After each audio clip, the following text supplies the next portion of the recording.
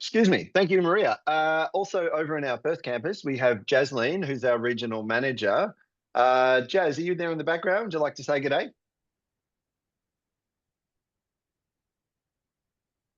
Adam, this is probably my fault that I can't unmute Jazz at the moment. I'm Oh, trying. okay. No problem. So Jazz is very quiet because she's been stuck on mute. But that's Jazz, I'm based in back. our. There you go. Oh, would you like to say hello, Jazz?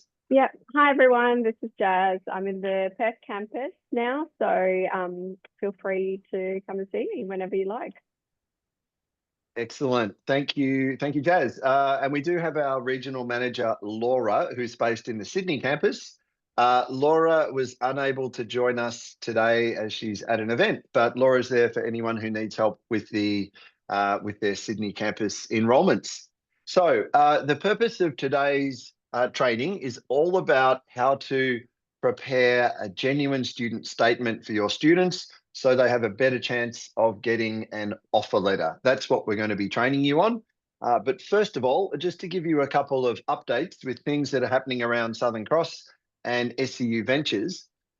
First of all, just a reminder that the Hotel School Australia is now part of SCU Ventures. So the Hotel School run Bachelor Masters programs in Brisbane, Sydney and Melbourne, specialised on putting students into the hotel industry, especially at the management level. So they've got some pretty amazing achievements, but the best one is that 100% of their graduates go into employment after they graduate. They're very good at preparing students to go and work in industry.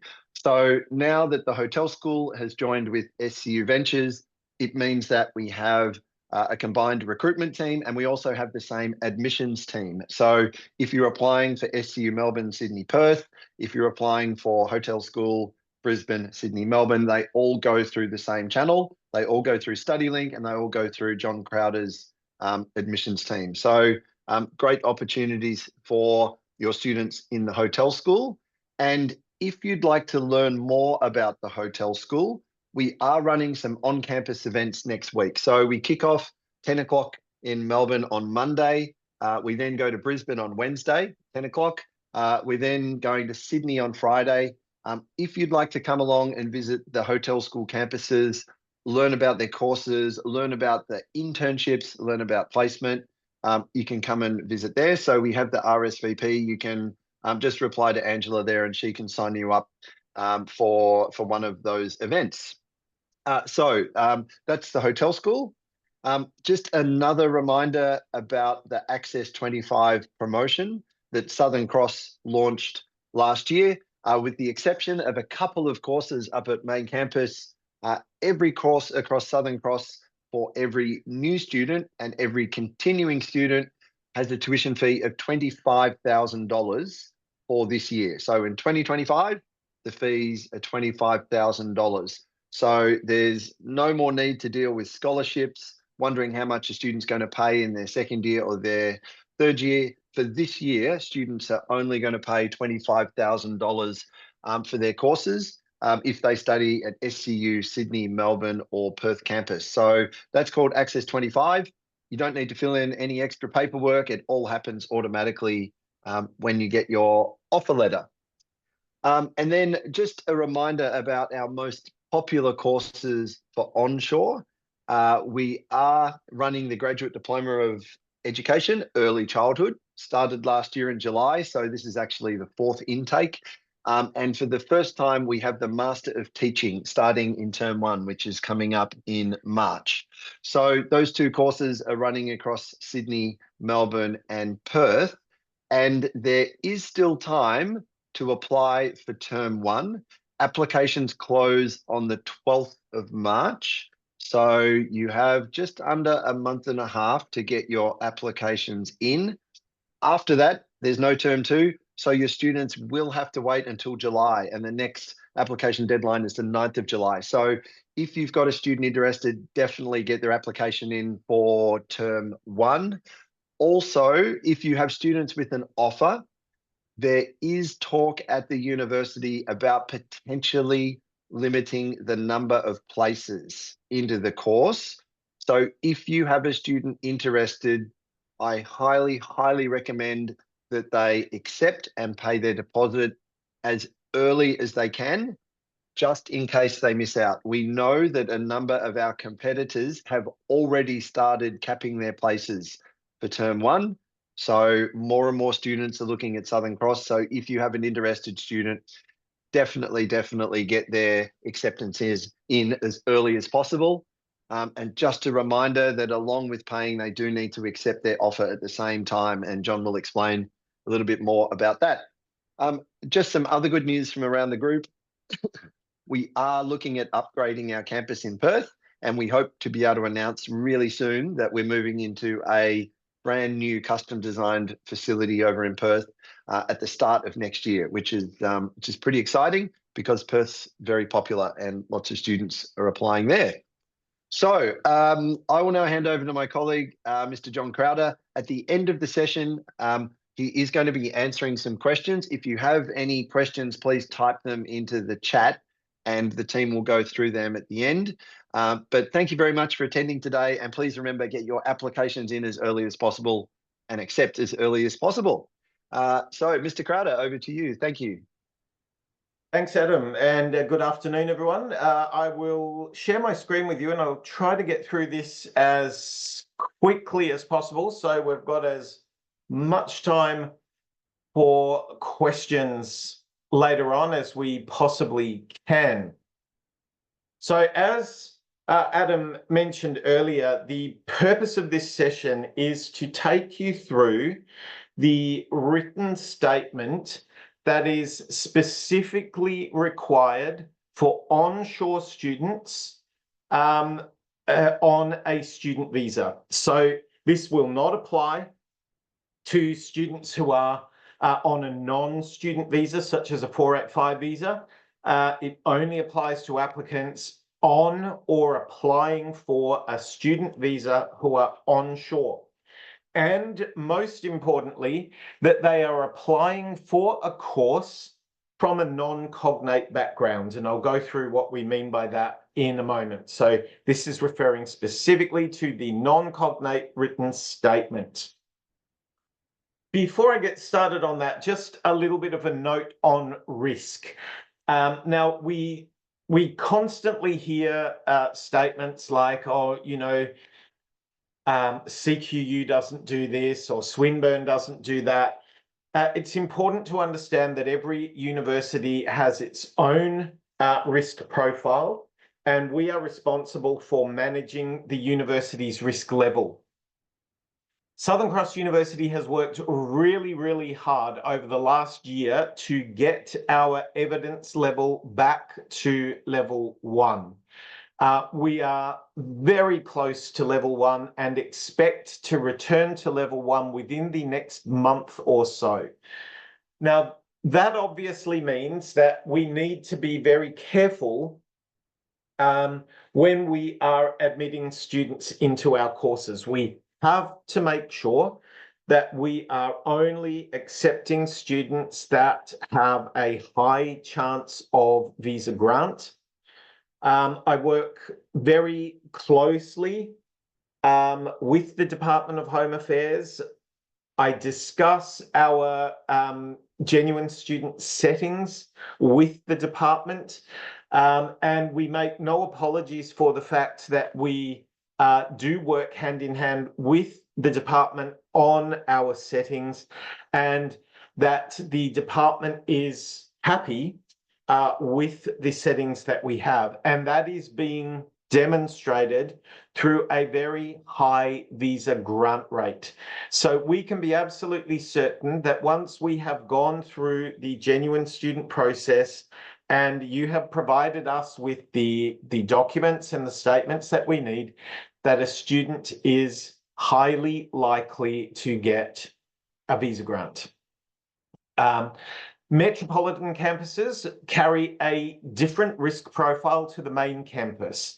This is based both on the student and course profiles and the difference in those profiles at different campuses. So this means that there is a nuanced approach to risk, and sometimes you will see a different approach between the metro campuses and main campus. Not all of the time. We try to streamline as much as possible, but we do need to take those individual risks into consideration. So what is the non-cognate written statement? This is a version of the genuine student statement that, as I said before, is specifically intended for onshore applicants who are applying for a course for which they do not have a cognate background. What do I mean by that? So, for example, a student who has completed a Bachelor of Pharmacy and is currently studying a Master of Public Health in Australia, but who now wants to apply for the Graduate Diploma of Early Childhood, leading to a Master of Teaching in Early Childhood. That is what we mean by a non-cognate background. The student is wanting to apply for a course when they have no previous academic experience in that field of study. The intention of the non-cognate written statement is to interrogate the intentions of the applicant to ensure that they meet the genuine student requirement and that they can adequately explain both to ours and the Department of Home Affairs satisfaction their reasons for changing their career and their provider. You'll all be aware that for students applying for a student visa, there is a question in the visa application that asks them to list all of the study that they have done onshore. The department will closely look at students who have a history of commencing a course and not completing that course, or jumping from one provider to another. This doesn't mean that students can't do that, but they must be able to explain satisfactorily their reasons for doing so. It has been explained to us that where a student is unable to provide such evidence, there is a high chance of visa refusal. Thankfully, we are not seeing that because of the processes we're going into. As I said earlier, the non-cognate written statement is generally intended for onshore use and for students who hold a student visa. It may sometimes apply to offshore applicants, but very rarely, and it is not relevant to non-student visa holders. The format of the non-cognate written statement, it is an online form which is submitted directly into the student's StudyLink account. So this makes it a lot easier. It means that you can upload documents and supporting evidence into the form rather than having to attach it to a PDF, scanning it and sending it into the system. All you need to do is fill out the form and attach documents directly into the form, click submit, and it will go directly into the student's StudyLink record. However, the form will only be submitted into StudyLink if you use the correct email address. Sorry for that. And that is this one here. The format of the email address will be the individual application email from StudyLink for that student. It will always start with APP dash. After the dash, you will have the application ID number. This is just an example. It will not be 1, 2, 3, 4, 5, 6, 7.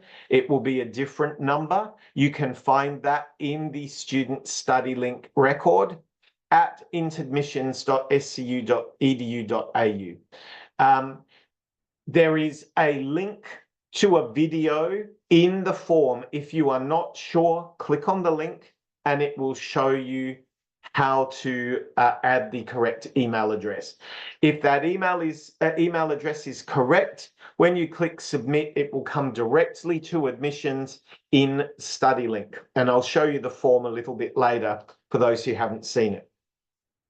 The form contains 5 questions. All of those questions are mandatory, so they must be answered.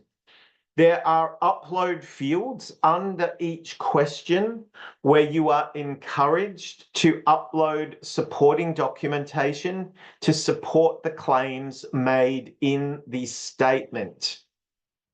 Now, we have not made the provision of evidence mandatory, but it is strongly recommended that you provide supporting evidence for each claim that you make. Statements without supporting documentation are given little weight during the assessment process. And if you're just making general claims without any evidence, it is likely that the student will not pass. So it's in your best interest to include evidence of their claims in the statement. So just some general tips to help you get an idea of what we're looking for before I go through each question individually. So under the genuine student requirement, immigration will look closely at students who commence a course and do not complete that course and then transfer into another different course. Now, at the moment, most of the applications we are receiving for the Graduate Diploma of Education are all coming from students in non-cognate backgrounds who have finished 1 semester of their study at another provider and want to transfer to SCU to do this course. As I said, that is fine. There's nothing wrong with that, as long as the student can clearly explain their reasons for doing so. While it may be reasonable to do so, you must be able to clearly explain the reasons for the decision. Failure to be able to clearly explain your reasons and motivations may result in visa refusal and may also result in refusal from the university. The written statement gives you the opportunity to practice your explanation if you need to apply for a new student visa. So what we want to see are a written response that is specific to the student's situation. Where we see a high rate of refusal is where agents send us a generic template that they have used for other students, which is basically just repeating the same information again and again. That will not work. We need to see specific responses that deal with the student's individual situation, experience, and motivation for studying this course at Southern Cross University.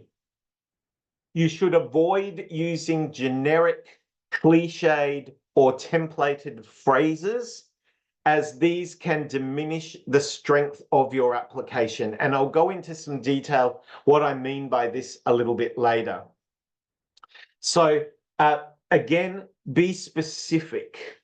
Avoid general cliched statements.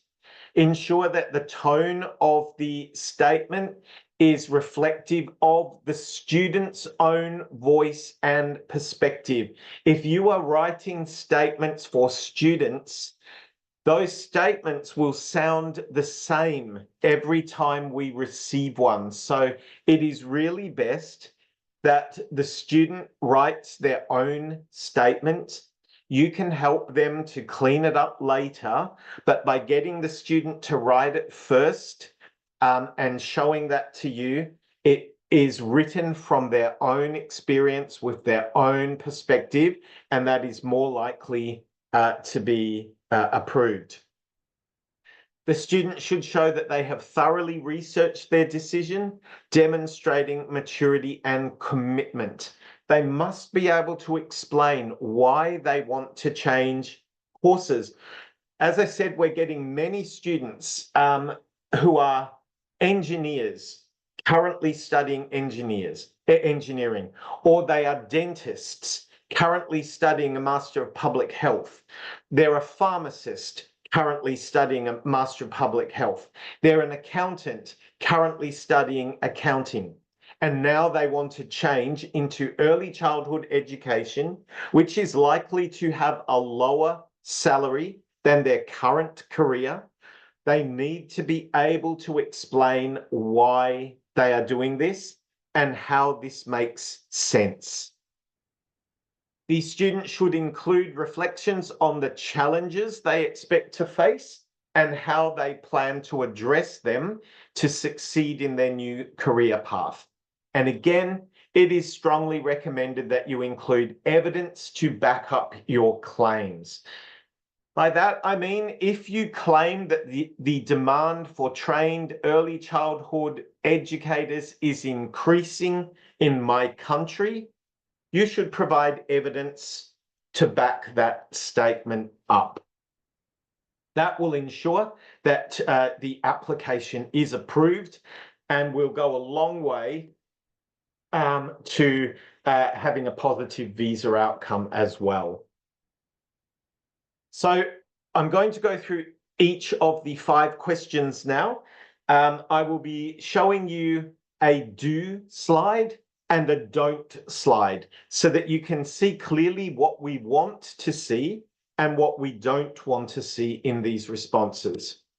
So the first question is explaining the return on investment. The question asks, explain how this career change is a practical decision despite the significant time and financial investment you have already made in your previous studies. So again, let's use the case of an engineer.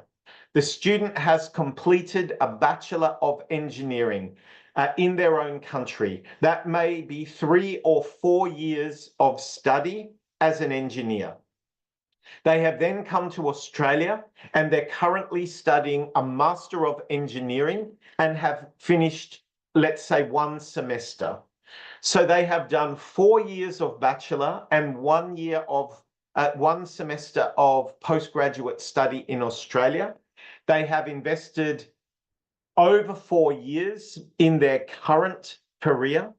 They may have work experience in their current career, so that may be even more than 4 years. They have spent money on their engineering study, and now they want to change to early childhood. We need to know how that makes sense from an investment point of view. So what we want to see under the do's, directly address your return on investment. We want the student to tell us how this course makes financial sense, especially because they have already spent a lot of time and money studying a different course. How long will it take the student to earn back all of the financial investment they have made in their study, including their previous study and this course? So if they've done a 4-year bachelor degree in their home country and that 4-year bachelor degree, let's say, cost them 50,000 Australian dollars. Now they're going to do a 2-year Graduate Diploma of Education and Master of Teaching in Australia, which will cost them, let's say, $130,000. That is tuition fees plus living expenses. So all up, their investment in their education is approximately 170,000 Australian dollars. We want to know how long is it going to take them to earn that investment back when they start working in the early childhood education industry. This tells us that the student has a very clear understanding of what salary they can expect as an early childhood educator and how long it is going to take them to realise their investment. We want them to clearly outline why the career change is sensible, even considering the time and financial investment in their previous studies. And we want them to provide supporting evidence to support the claims they make wherever possible. Again, claims that are not supported by evidence will not be given much weight. So this is specifically what we are looking for in question 1. One of the biggest problems we see with question 1 is many students skip the answer. They do not respond to the return on investment. We are specifically asking them to explain the return on investment. So if they don't explain that return on investment, they are not going to pass this question. They must be able to tell us, as I just explained, how long they expect it's going to take them to achieve a return on the investment in their studies so far. One thing we do not want to see, and I'll repeat this numerous times through this session, please do not make comments such as, "I have found a new passion for children," or "this change aligns with my personal goals and values." These statements are nonsense. They mean nothing. They are not genuine. You don't suddenly find a passion for something. A passion is something that has grown within you for many years. It is not something you suddenly find. And this is one of the biggest mistakes we see in these statements, where students say, I want to study this course because I have realized my passion for young children. I really want to mold the minds of young children, and this aligns with my personal goals. If you make statements like this, it is likely the student will fail and will not receive an offer, because this is not genuine. We want the student to clearly and genuinely explain their reasons for wanting to study this course, and we'll go into some more detail on that later. You should avoid generic cliches at all costs. Examples of that: I want to make an impact on young lives. Again, that means absolutely nothing. What does that actually mean? What is an impact on young lives? When students make these throwaway statements, it's pretty clear to us that they don't even know what they're saying. If I ask them, what impact are you talking about? 9 out of 10 students wouldn't be able to answer the question. So hopefully that has explained question 1, what we want to see and what we don't want to see. Question 2 is a consideration of salary. As I mentioned earlier, many students are coming from careers that would earn a much higher salary than an early childhood educator. An engineer, for example, would earn a significantly higher salary than a kindergarten teacher. A lawyer or a pharmacist is going to earn a significantly higher salary than a kindergarten teacher. Again, that is okay, as long as the student is able to explain how they have considered this and why it makes sense to them. So again, discuss how you have evaluated the expected salary that you can expect to earn in this new career, which may be considerably lower than the earning potential in your current field, and why this is a viable option to you. So again, what we want to see is the student addressing the salary expectations for an early childhood teacher and how it compares to their current field. So we want to see that the student has done some research. They understand how much an early childhood education teacher is going to earn in Australia and in their home country. For example, they may say an early childhood education teacher in Australia will earn between 75,000 and 85,000 Australian dollars per year. An engineer in Australia may be earning between 130 and $150,000 per year. So that tells us that the student has a good understanding of the difference between the salary they would earn as an engineer compared to their salary as an early childhood educator.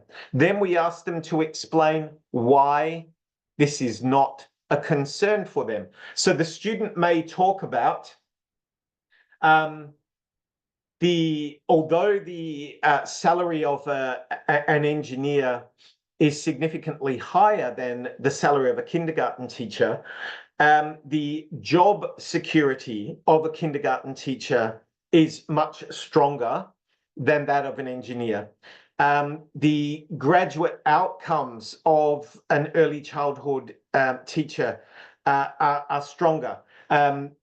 Southern Cross University promotes the fact that 100% of our early childhood teacher graduates get jobs very quickly after they graduate because there is a skills shortage in this field. So saying that, yes, the salary is lower, but I would get a job much quicker and that job would be stable because of the demand for early childhood teachers. This is a good explanation.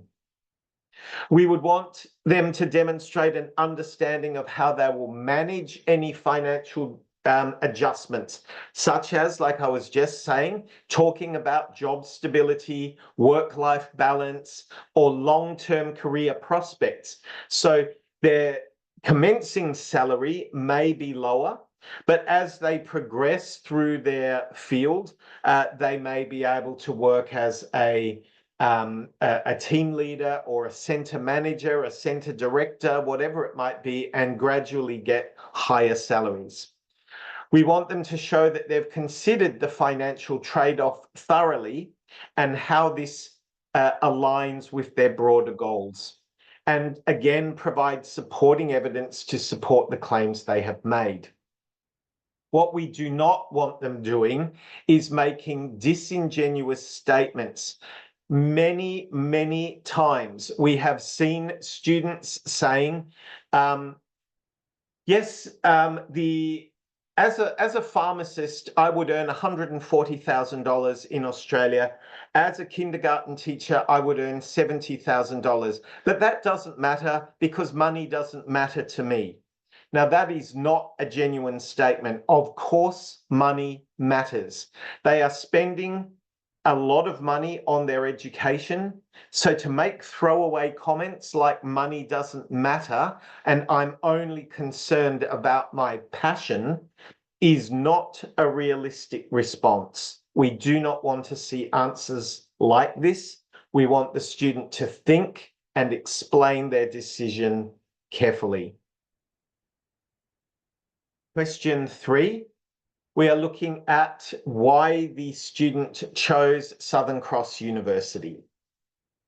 Clearly explain why you've chosen to study this specific course at Southern Cross University, including what aspects of the program and the institution align with your career goals. Again, we want them to provide detailed reasons for choosing Southern Cross University. We are not the only university offering this course, so why did you choose Southern Cross University. That may be things like the program content, the expertise of the faculty, the location of the campus, student support services. It could be the fees are cheaper at Southern Cross University. It doesn't matter what the reasons are, but they must be able to explain their reasons for choosing Southern Cross. They should link their choice to how the course aligns with their personal and professional development goals. Discuss why Southern Cross University is a better fit for their need than other institutions offering similar programs. So if the student is in Victoria, for example, they have a choice. They could go to Victoria University. Why have they chosen Southern Cross? What do they consider better about Southern Cross than Victoria University? And again, wherever possible, provide evidence to back that up. What we don't want to see again are generic statements such as SCU is highly ranked and well known. Again, that means nothing.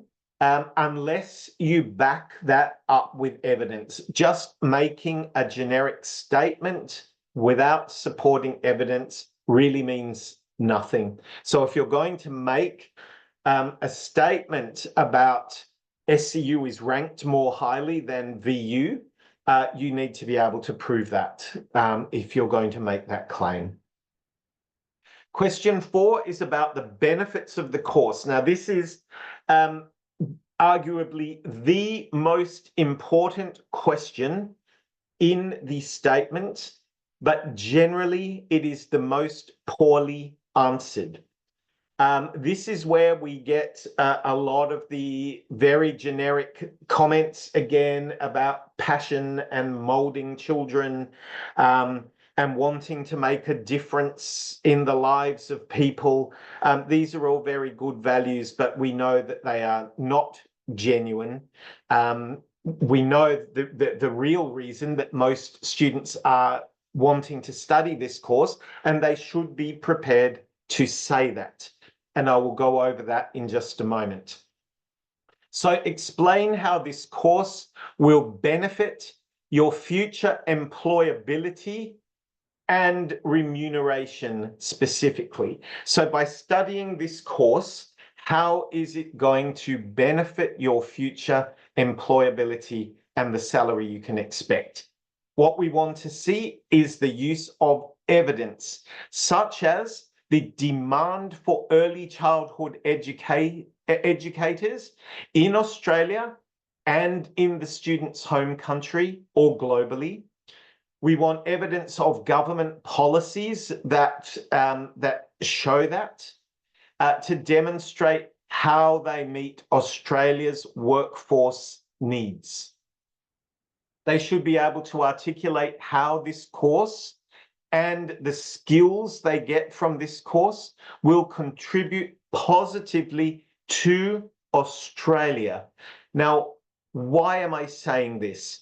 Because we know that the majority of students who are wanting to study this course are doing so for migration reasons. If that is the case, then state that. We are no longer living under the genuine temporary entrant regime. The genuine temporary entrant criteria ceased to be part of legislation on the 1st of July last year. Students no longer need to prove that they are going to go home after they complete their degree. They only need to prove that they are a genuine student who genuinely wants to get a qualification in Australia. It is now okay for a student to mention that they hope to migrate to Australia, but there is a caveat to that, and I will go over that in a moment. So we want the student to be open and honest about their answer and the benefits of this course. talk about how the course will contribute to the skills shortage in Australia, but also in their home country. If migration to Australia is part of their long-term plan, then clearly explain how their chosen course aligns with Australia's skills shortages and national priorities. Highlight the potential for professional growth, personal fulfillment, or alignment with long-term goals that this career represents. They should be able to include a balanced discussion of both tangible, such as salary and job security, and intangible benefits, such as job satisfaction and social impact. But it's important that the student is genuine, truthful, and original. Again, avoid those generic comments. If they are not genuine, they won't meet the genuine student criteria. They need to prove that they are genuine. Include a balanced discussion of both tangible and intangible benefits. Provide supporting evidence to support the claims that you have made.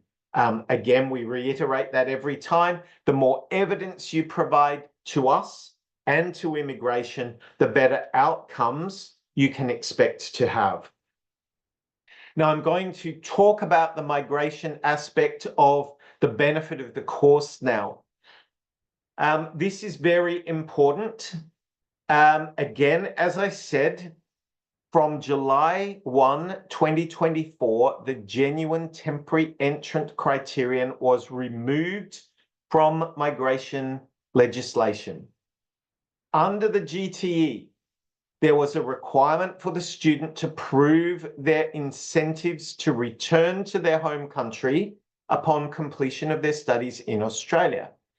This requirement no longer exists, and now under the genuine student requirement, a student can legitimately discuss their migration intentions as long as they can show that their reasons for studying are genuine and not only related to migration.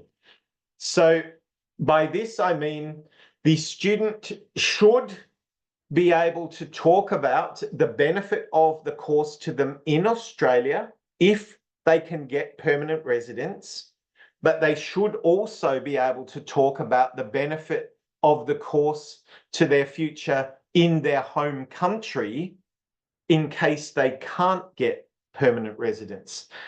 You don't want to be studying a course that is not going to be any use to you if you return to your home country, if you can't get residence in Australia.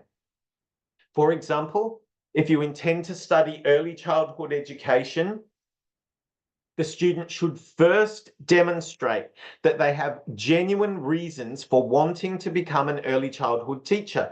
Those genuine reasons may be that Australia has a skills shortage in this field and the student has excellent employment opportunities after they complete this course. That is a genuine reason. We all study to get a job. There's no point studying a course if it's not going to help you get a job when you graduate. So that is a genuine reason.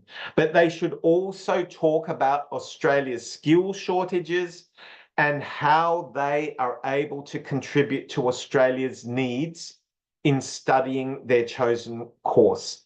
Just make sure it's always backed up by evidence. So what I'm saying here is if the student wants to migrate, be open and upfront about that, but be careful how you do it.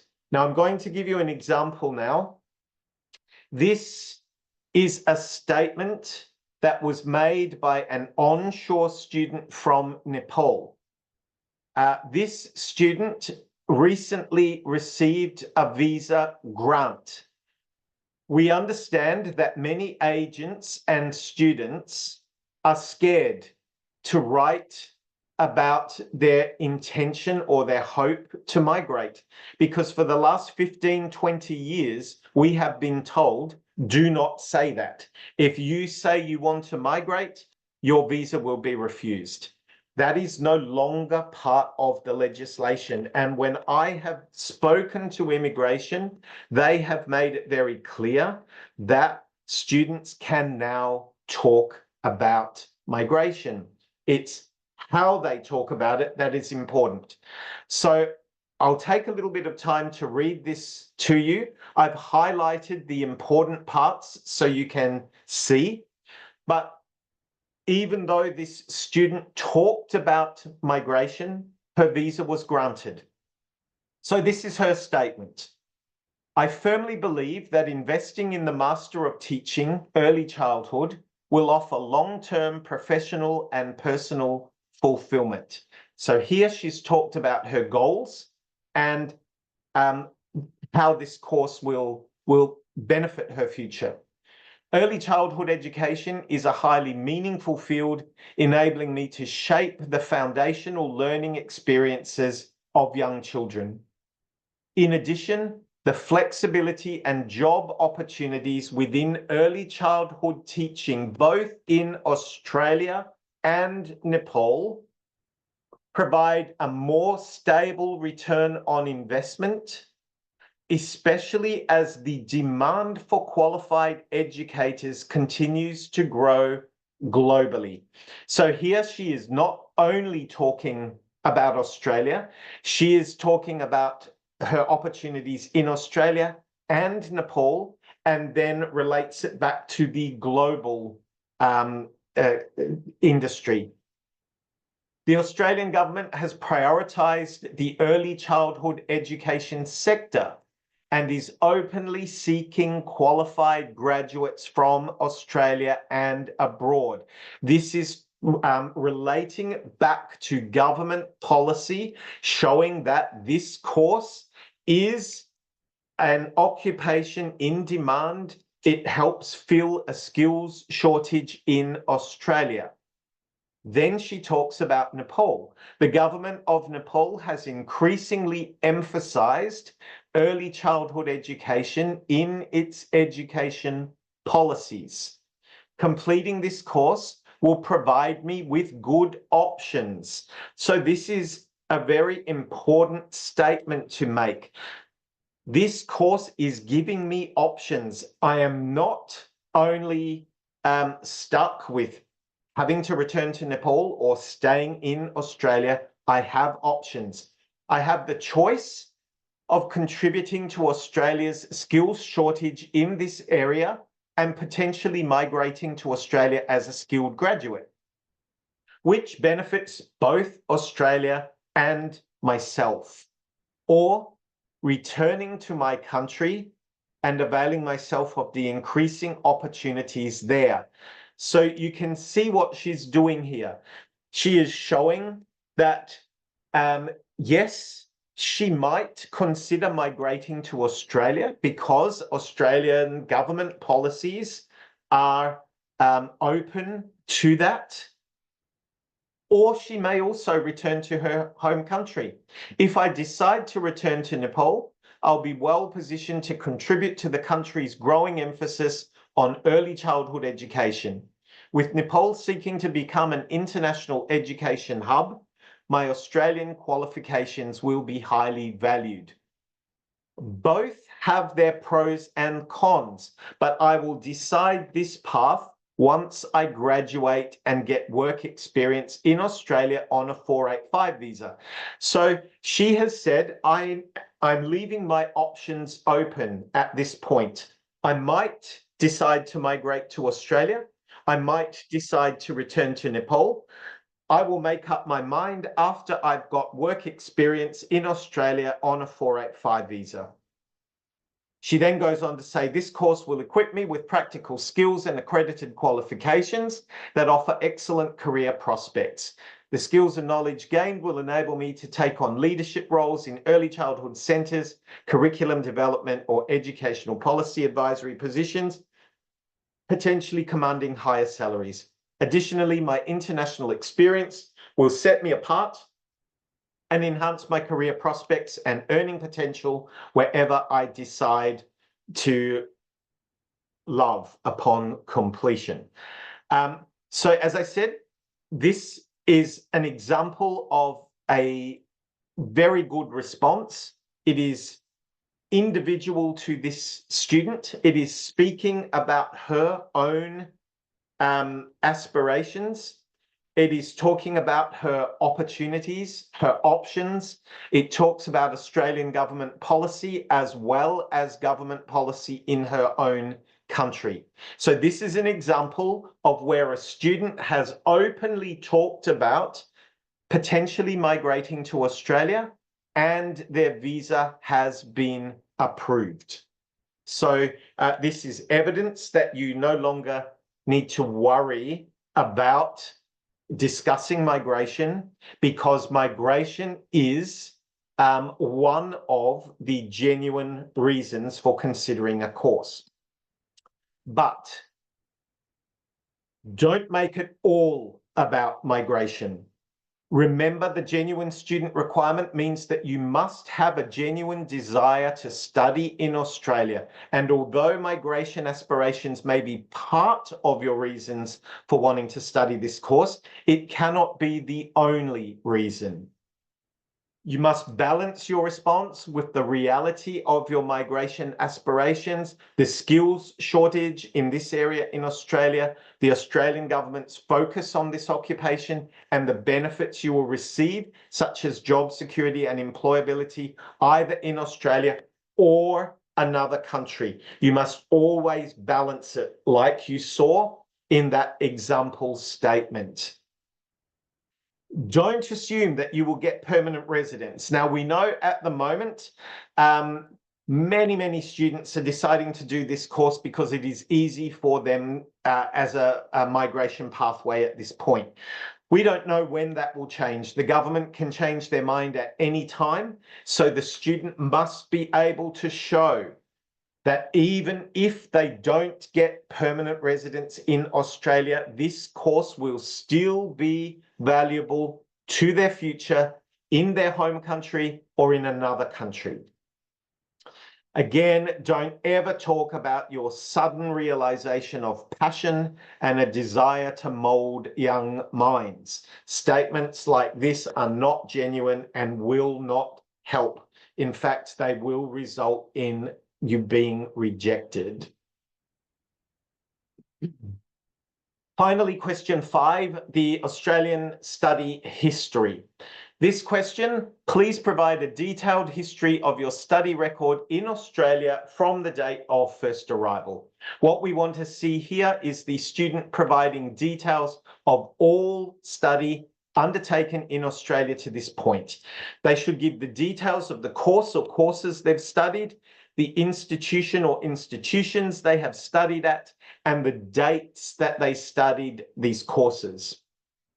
If the student commenced a course and did not complete it, they should provide an explanation for this. Why have they changed their institution? Why have they changed their course? Why did they not complete their course? They should provide evidence of all study undertaken in Australia, and ideally this would be copies of all COEs that were given to the student to study in Australia. We should also have a copy of all previous visas issued to the student to study in Australia.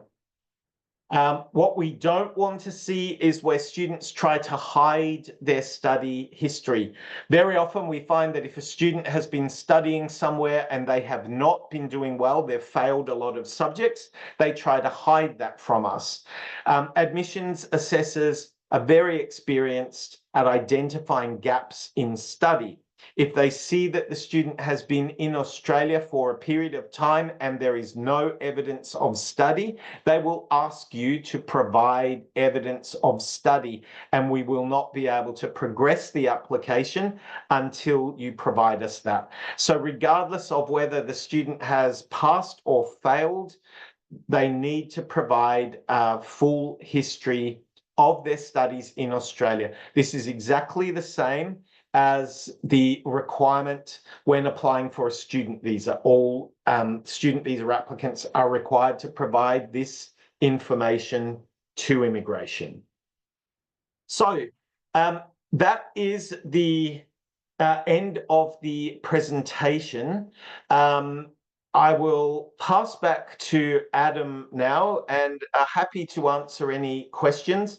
I know we're coming to time, but I think it's important that we give you time to answer these questions. Actually, John, I'm going to play Adam's role here. We have got some really fantastic questions. Thank you so much, firstly. I think everyone would agree that that is incredibly informative and very, very helpful. And we do have some really fantastic questions here as well. So firstly, in terms of the form when it's completed, can students add links in that form? The form itself doesn't give you the opportunity to add a link. There's no field that will let you add a link, but the student can add links to a Word document and then upload that Word document, and we will have the links there. So it's possible to do it that way. Just to quickly show you the forms so everyone knows what we're talking about. I will just get that open and share my screen briefly again.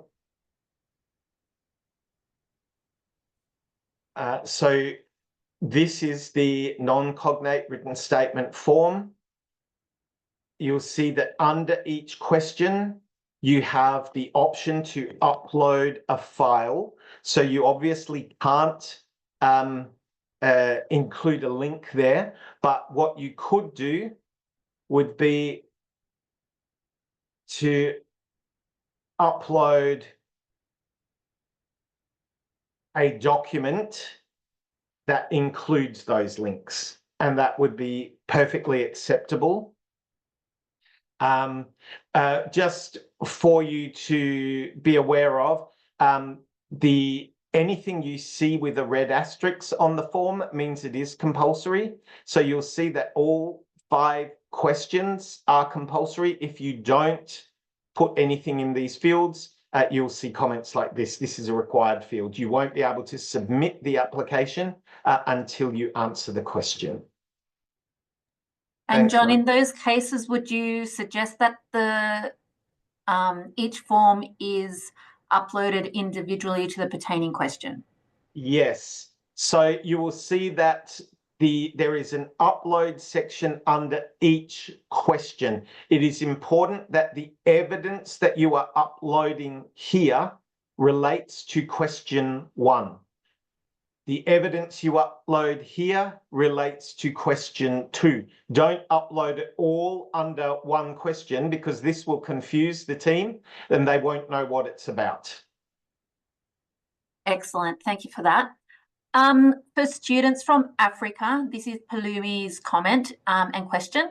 For students from Africa, most students don't want to declare their intent to migrate to Australia after their study due to the fear that most African countries are considered high risk. Should we still encourage students to declare their intent despite knowing their country of passport is considered high risk? So if the student is onshore, it really doesn't matter what country they are from. If they're an onshore applicant completing this form from Africa and their intention is to migrate and they can meet the requirements, so they're doing a course that is wanted by Australia, such as early childhood education, they can balance the statement like I've shown in that example. There is no reason why they should not talk about that. Fantastic. A question, could you please share the slide of the salary considerations? I should also note to all attendees, we will be sending out this recording. So you will be able to watch it again and see John's fantastic presentation. I'm not sure if, John, you've got anything related to the salary considerations there handy. I can share the slide again.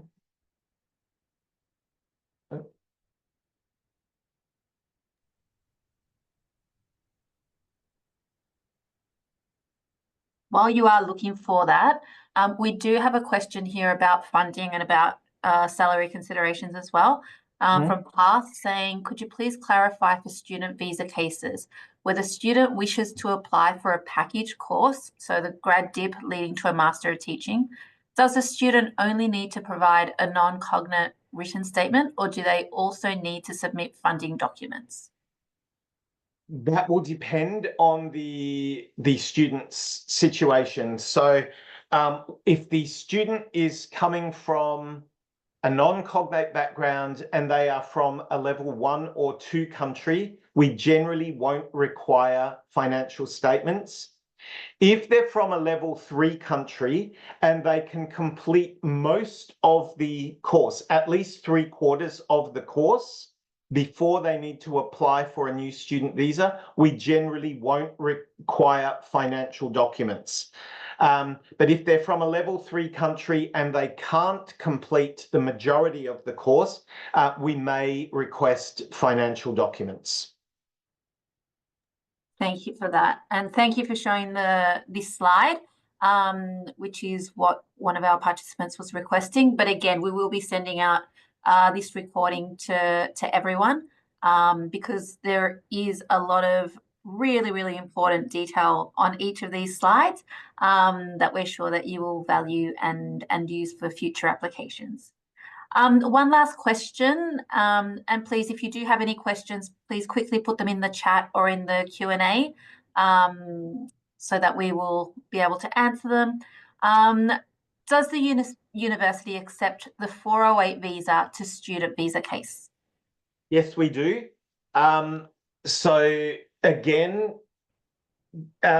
we will accept most visas applying for a student visa. That includes a working holiday visa. So if a student's on a 417 visa, for example, and they've been in Australia on a working holiday visa and now they want to apply to study here, we will accept those applications. But of course, because the student will need to apply for a new student visa, they will need to pass the genuine student requirements. So they will be asked to do a written statement. And if they're from a level 3 country, it is likely that they'll be asked for financial documents because we consider them the same as an offshore applicant because they don't currently hold a student visa. It also depends how long they've been in the country. So if someone's been on a 408 visa and they've only been here for 2 or 3 years, we'd be a lot more lenient with that student than a student who's been in Australia since 2017 on a student visa, then a 485 visa, then a 408 visa, then another 408 visa, and now applying for another student visa. Those ones we'd be a little bit more strict with. So it depends on the individual circumstances. But yes, we definitely do accept them. But again, it's up to the student to make sure that they're able to clearly explain their reasons in the written statement. Fantastic. When including the possibility of migration to Australia in the statement, should we better consider the possibility of the student getting a PR to the best of our ability? I believe that one would be dependent on the case and the agency. I really don't understand the question. Getting up here? PR. Oh, getting PR. Yeah. So, yeah. So, as I said, it's talking about migration. If that is the intention of the student, it is okay to talk about that. But I want to be very clear that if you're going to talk about migration, you need to talk about it in a balanced way, showing that you've researched the Australian government policies, you know that there's a skills shortage in Australia in this area, that skills shortage will benefit Australia and yourself, but that this course is also in demand in your home country. So if Australian government policies change and you can't get permanent residence in Australia, that it still makes sense for you to do this course. When you go back, you will also get a good job. So that's how you need to think about the migration point. Excellent. And one last question, John. I think this is not so much related to the statement itself. But in terms of the minimum annual salary of sponsors, what is the minimum acceptable, and will it be the same for both onshore and offshore applicants? Yeah, so when we ask for financial, generally speaking, for onshore students, we don't ask for financials unless they're considered higher risk for whatever reason, and I spoke about those before. For a student from a level 3 country, it would generally be because they can't complete at least 75% of their course before they need to apply for a new student visa. In those cases, we would probably ask for financials, and then the offshore minimum salary requirement applies because the sponsor would generally be offshore. That would be 25,000 Australian dollars per year. That is across all of their sponsors. So a student can have 2 sponsors or 3 if it is mother and father and 1 other sponsor. That $25,000 can be spread amongst the 3 sponsors. Thank you. And this will be the last question. Do onshore students need to provide both the GS statement and a non-cognate written statement, or only the non-cognate written statement? Would only be the non-cognate written statement. Prior to having the online version, we sometimes asked for both because the questions were different. We've now merged that to make it a lot simpler for you. So if they're asked for the non-cognate written statement, they won't need to do the genuine student statement. Excellent. For any other questions that were added, I will ensure that we respond to you. But we will be sending out this recording shortly. Thank you so much for everyone for your attendance. John Crowder, we are eternally grateful for your incredible knowledge, and thank you for all the tips. I think this will be really, really helpful. And we welcome any feedback, but I know that it will all be glowing because it's really important information that is necessary for the fastest and best outcome for your students. Thanks again to everyone, and we look forward to hearing from you and receiving those very quick applications and even quicker offer letters. Thanks, everyone. I could just add, sorry, Maria, Yes. just before we go, I just want to make it clear again, you know, we understand that everyone's very busy. They want to get things done as quickly as possible. And sometimes different institutions do things different ways. We want to make sure that our students get visas. That is in all of our best interests. As I've said, since we've been doing this process, we have not had any onshore visa refusals for students coming from non-cognate backgrounds. We're trying to make things as easy as we possibly can for you. If you can provide all of this information upfront, we can guarantee you that your students will get an offer. And also, it is much more likely that they're going to get a visa grant.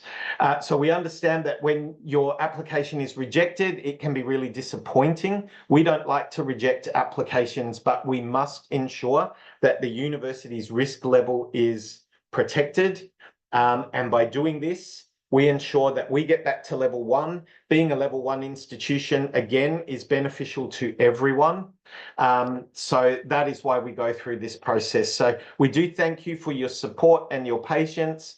I am always free anytime if anyone wants specific training for their agency or their staff, please contact one of the recruitment managers and they will be happy to set something up.